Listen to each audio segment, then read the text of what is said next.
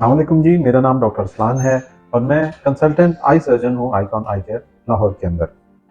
आज जो informative topic मैं आपके लिए लेके आया हूँ, ये एक बहुत ही कॉमन मसला है, बहुत कॉमन बीमारी है और इसका ताल्लुक जो है इस सिचुएशन के साथ है जिसमें आँख में कंप्लीट लॉस ऑफ विजन या आँख का मुकम्मल डैमेज या आँख की रोशनी मुकम्मल तौर पर जा भी सकती है। अगर आप इसका मुकम्मल इलाज नहीं करवाएंगे और इसमें केयर फ्री एटीट्यूड रखेंगे, यानी कि ज़्यादा एहतियात नहीं करेंगे, चाहे इसके इलाज के हवाले से हो या आंखों की केयर के हवाले से हो, तो इसके नताइज अच्छे साबित नहीं होते हैं। मैं बात कर रहा हूँ शुगर और शुगर से मुताल्लिक आँख के मसाइल के बारे में। आँख के अंदर शुगर की वजह से बेतहाशा प्रॉब्लम्स पैदा हो सकते हैं, लेकिन दो जो सबसे ज़रूरी मसले हैं वो कैटरेक्ट या सफ़ेद मोतिया और डायबिटिक रेटिनोपैथी या आँख के पर्दे की शुगर के ज़रिए मुतासिर होने का अमल है। सफ़ेद मोतिया जिस वक़्त आपकी शुगर मुसलसल लंबे अरसे के लिए कंट्रोल में नहीं आती है, तो उस वक़्त आहिस्ता-आहिस्ता बनना शुरू होता है। ये बात याद रखें कि पाकिस्तान दुनिया के अंदर शुगर के मरीज़ों के काउंट के हिसाब से तीसरे नंबर के ऊपर आ चुका है। ज़्यादातर शुगर का मसला हमारे लाइफ़स्टाइल और हमारे यहाँ डेली बेसिस पर मौजूद स्ट्रेस के साथ है, जिसकी वजह से शुगर का मर्ज़ ना सिर्फ दिन-ब-दिन बढ़ रहा है, बल्कि इसके साथ-साथ इससे रिलेटेड जो कॉम्प्लिकेशंस हैं, जो मसाइल हैं, वो भी तेज़ी से ज़्यादा हो रहे हैं। अगर हम डायबिटिक रेटिनोपैथी या आँख के पर्दे की बीमारी की बात करें, तो इसमें इब्तदाई तौर के ऊपर कई ऐसी तब्दीलियाँ आती हैं, जो कि सिर्फ़ आँख के मुआयने पे पता चल सकती हैं।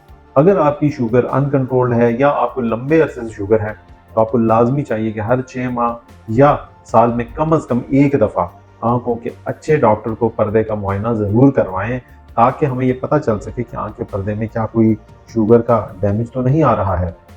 यहाँ ये बात जाननी बहुत ज़रूरी है कि शुगर की वजह से आँख के पर्दे पे जो नज़र की कमी का असर आता है, उसके असरात बहुत पहले से आ चुके होते हैं।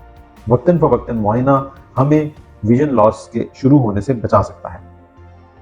आँखों के पर्दे के अंदर पहले खून की नसें फूलना शुरू होती हैं, उसके बाद खून की नसों से पानी का रिसाव या लीकेज स्टार्ट होती है और उसके बाद ये पानी इकट्ठा होने की वजह से आँख का पर्दा या नज़र का जो पर्दा है, उसके अंदर लीकेज, एडीमा और इस तरह के कई मसाइल पैदा होते हैं, जिसकी वजह से नज़र गिरना शुरू हो जाती है।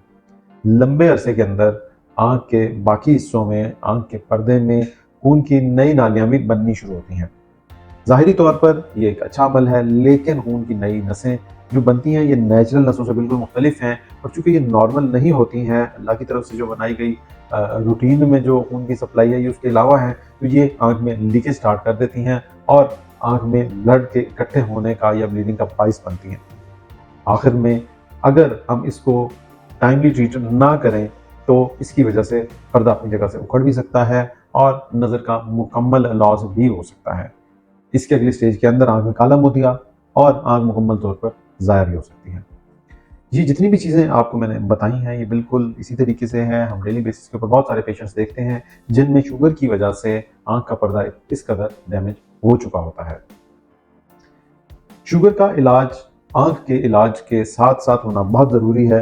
हर 3 महीने बाद शुगर का HbA1c टेस्ट लाज़मी करवाएँ और इसको कम से कम 6.5 से नीचे रखने की पूरी कोशिश करें। इसके बाद आपके डॉक्टर आँख के पर्दे के मुआयने के बाद ये फैसला करेंगे कि क्या इसे किसी ट्रीटमेंट की ज़रूरत है। शुगर के इलाज के अलावा, आँख के खतरों के अलावा कुछ टेस्ट भी हैं, जैसे FFA, OCT। ये वो टेस्ट हैं जो शुगर के पर्दे की बीमारी को ना सिर्फ टाइमली डायग्नोज करते हैं, बल्कि इसके अंदर पर्दे में जो असरात पैदा हुए हैं शुगर की वजह से, उनको भी उनकी निशानदही करते हैं और हमें फर्दर तशख़ीस के अंदर मदद करते हैं। ट्रीटमेंट कई हिस्सों पर मुश्तमिल होता है। सबसे पहला जो इम्पोर्टेंट टास्क है, वो शुगर का कंट्रोल है और उसके अलावा आँख में इंजेक्शंस के ज़रिए या मुख्तलिफ़ किस्मों के लेज़रों के ज़रिए आँख के पर्दे को ट्रीट किया जाता है और उसके बाद एज़ अ लास्ट स्टेप आखिर में अगर फिर भी नज़र इम्प्रूव ना हो, तो पार्स प्लानर विट्रेक्टमी के ज़रिए या BPV के ज़रिए अगर पर्दा उखड़ चुका है या ब्लड जज़्ब नहीं हो रहा, बार-बार ब्लीडिंग हो रही है, तो ऐसी सूरत में इंजेक्शन के बाद हम पर्दे की सर्जरी के ज़रिए पर्दे को अपनी जगह पे जोड़ते हैं। लेकिन ये बात याद रखिए कि सर्जरी कभी भी नज़र की मुकम्मल बहाली का बायस नहीं हो सकती है। खून की नालियों के लीकेज को रोकने के लिए सर्जरी और इंजेक्शंस के अलावा पर्दे की लेज़र भी बहुत ज़रूरी है और ये आँख में फर्दर ब्लीडिंग को रोकने में मदद करती है। ये है शुगर के वो तमाम असरात जो आँख के पर्दे के ऊपर आ सकते हैं। उम्मीद है कि जितना मैंने गाइड किया है ये आपको एक बेसिक लेवल के ऊपर इसके डिफरेंट स्टेजेस जो है वो समझ आ गए होंगे। कोई भी क्वेश्चन हो तो आप हमसे पूछ सकते हैं। आज के लिए इतना ही। Thank you. अल्लाह हाफ़िज़।